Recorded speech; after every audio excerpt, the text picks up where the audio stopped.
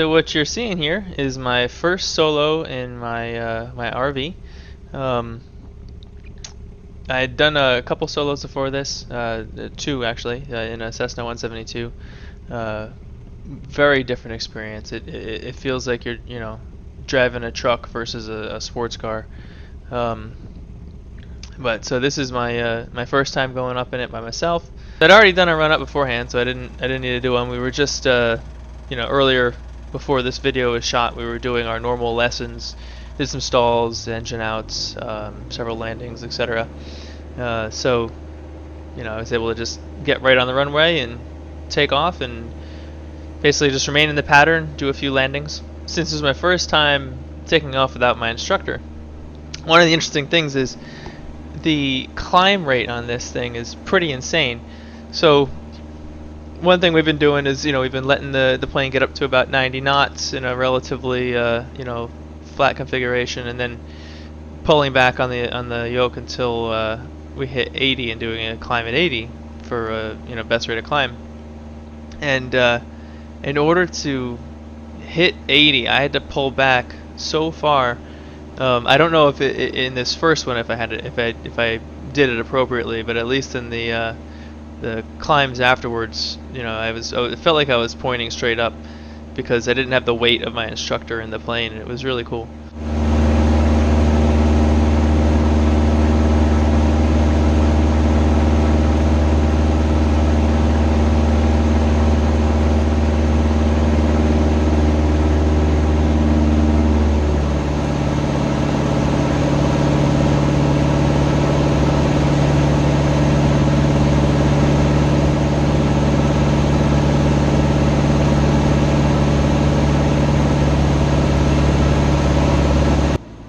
This is always interesting, coming into this particular runway, because you have to come in over the water. There's those trees right there, which they're not really in the way. You just have to they're below the glide path, but it kind of messes with you a little bit coming in and basically having this little cliff that you have to go over. And my instructor said after I'd done these that he thought I was a little low on the approach. So it's possible that I'm a little lower than I should be. I'll figure that out on my next lesson. We'll probably do a few landings here, and then he can give me some commentary about or feedback about my my approach angle when he's in the plane.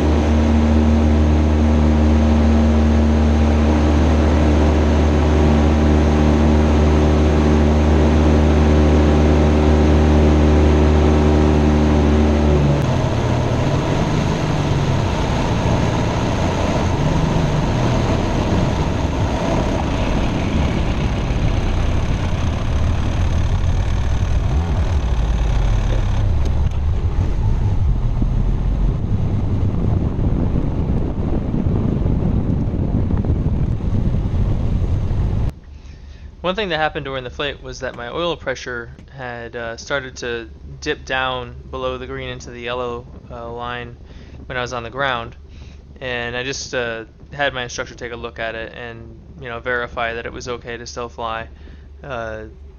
It would go back up into the green once more power was added, and what I did on the next takeoff was basically hold brakes, do like a short field landing. Basically, we hold brakes, full power, look at all the engine instruments, make sure everything's okay, and then release brakes, and then continued on.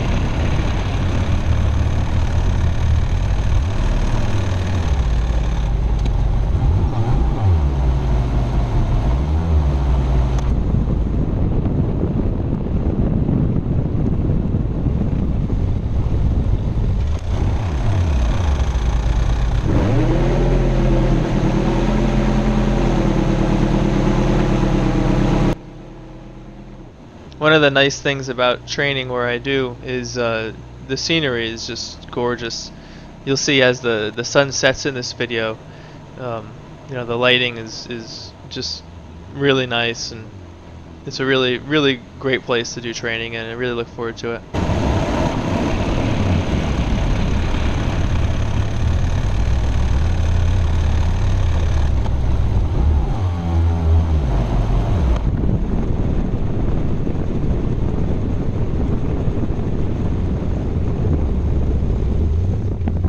This was my last flight of the day.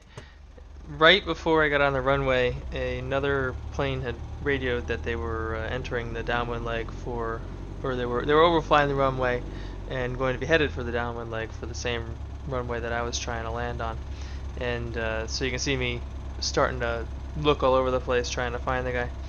I didn't end up spotting him until I was already lifting up off the runway.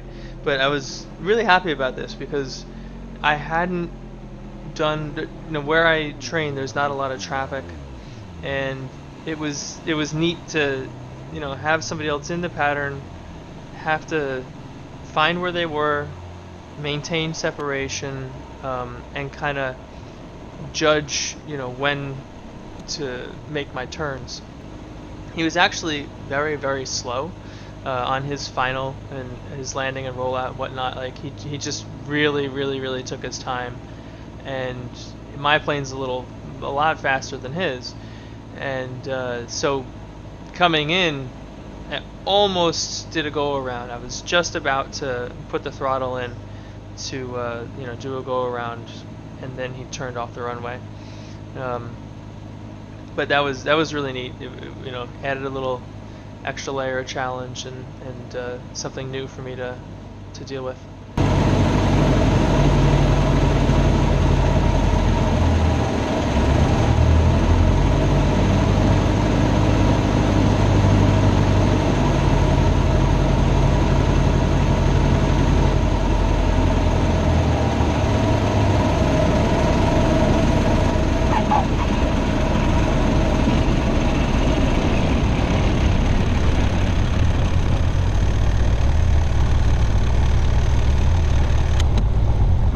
This is one of my favorite parts about this plane right here.